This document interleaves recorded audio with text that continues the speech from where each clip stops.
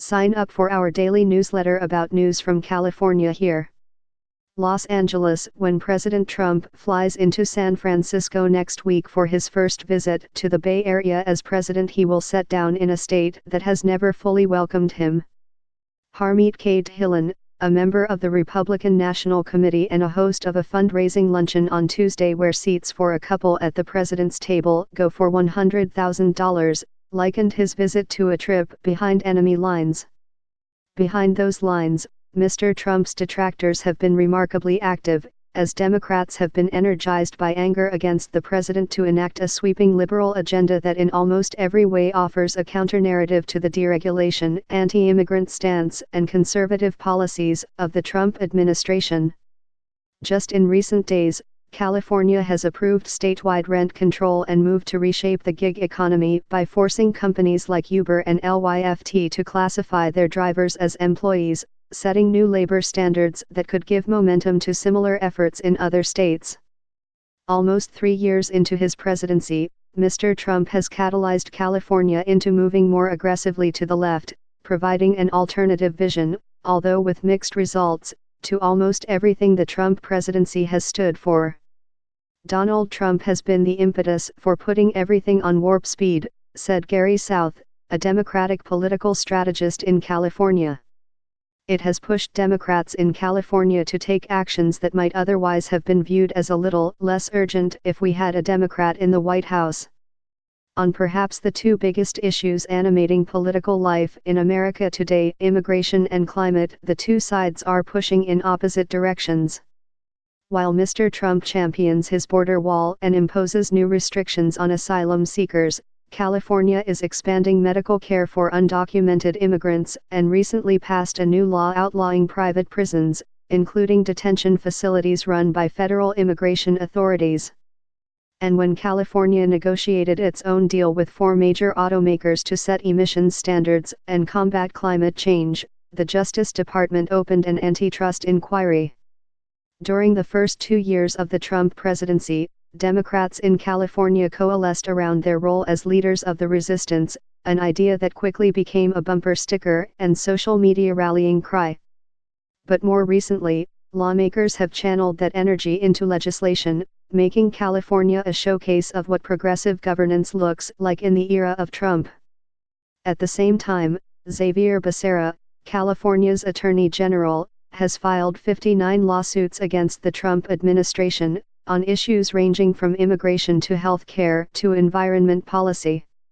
With a Democratic supermajority in both legislative houses in Sacramento, and a new governor, Gavin Newsom, determined to push a liberal agenda buoyed by a nearly $21 billion budget surplus, California, more than ever, feels like a place unto its own.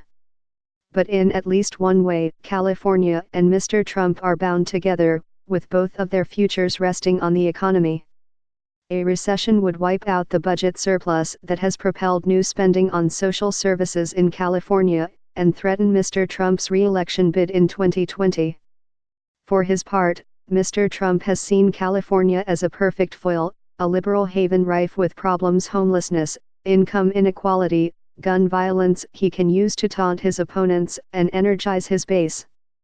The problems Mr. Trump cites are real. For all of California's liberal politics and its rhetoric of tolerance and diversity, the state has the highest poverty rate in the nation when factoring in cost of living, and there are more homeless people in California than anywhere else in the country. When Mr. Trump was in Japan over the summer for the G20 summit, he drew a contrast between the cleanliness of Japanese cities and the filth and the number of homeless people on the streets of San Francisco and Los Angeles, saying it was a problem that started 2 years ago, even though it has been an issue that has confounded generations of California leaders. This week, a delegation of White House aides visited Los Angeles to see the homeless problem up close, and an article in the Washington Post suggested the administration might try to clear the streets of the homeless and move them to federal facilities. At a swanky event in downtown Los Angeles, Mayor Eric M. Garcetti said he was dumbfounded when he saw the story. He said he began texting other mayors across the state, as well as Mr. Newsom. Sweep people up. Mr. Garcetti told an audience on Tuesday at the California Club. What does that even mean? Mr. Garcetti was there to discuss the 2020 census, another front in the battle between California and the Trump administration. Much of the discussion centered on how California could push back against efforts officials see here as designed to lower participation in the count, like a failed bid by the Trump administration to add a citizenship question.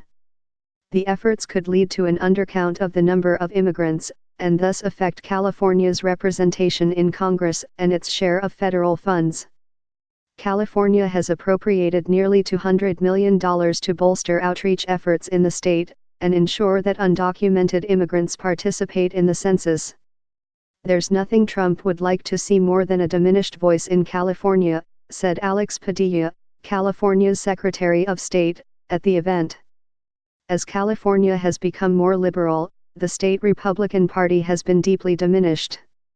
Hillary Clinton beat Mr. Trump in California by more than 4 million votes, and there are now more Californians who identify as independents than Republicans.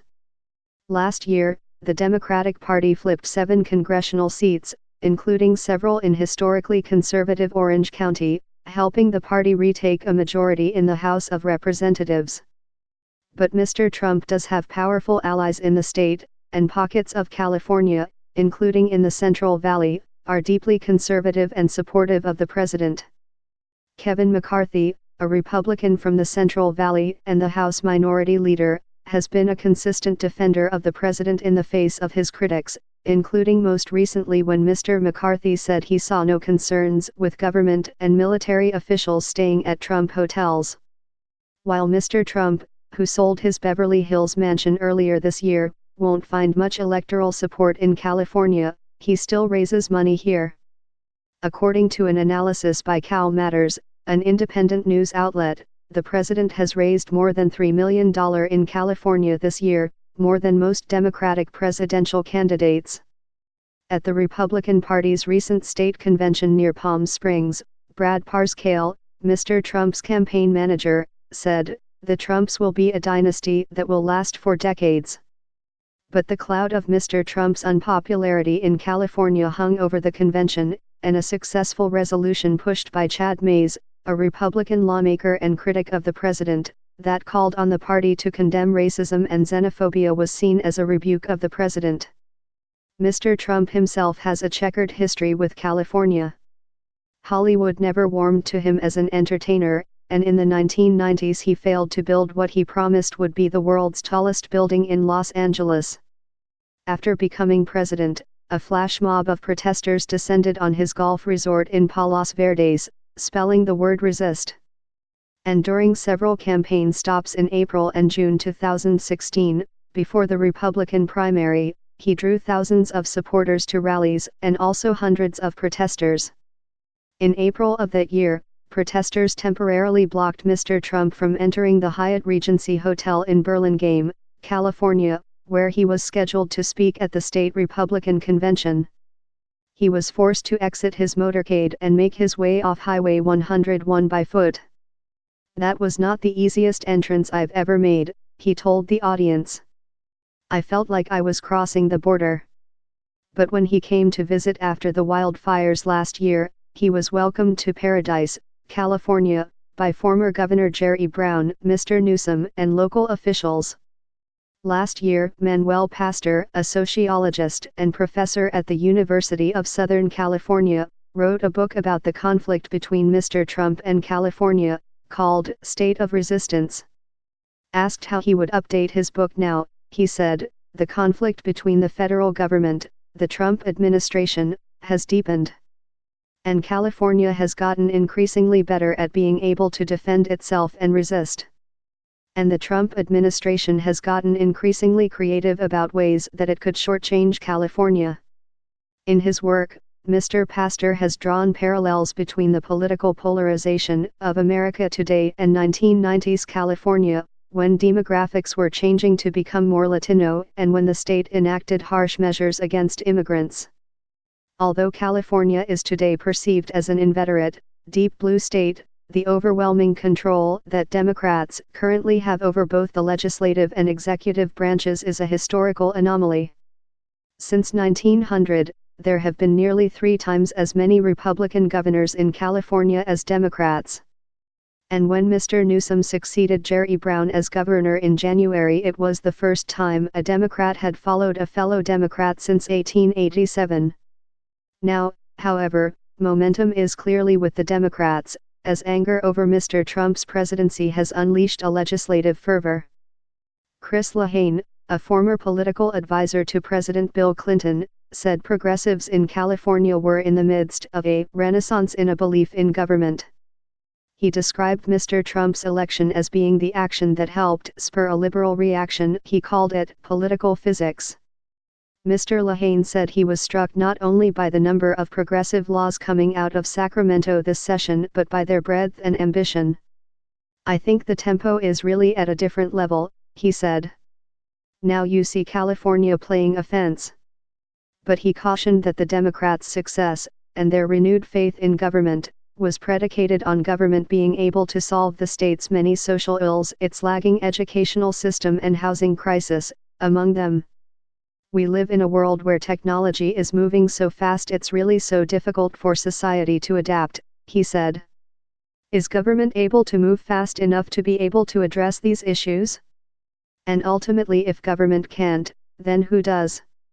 Tim Arango and Jose A. Del Real reported from Los Angeles, and Thomas Fuller from San Francisco.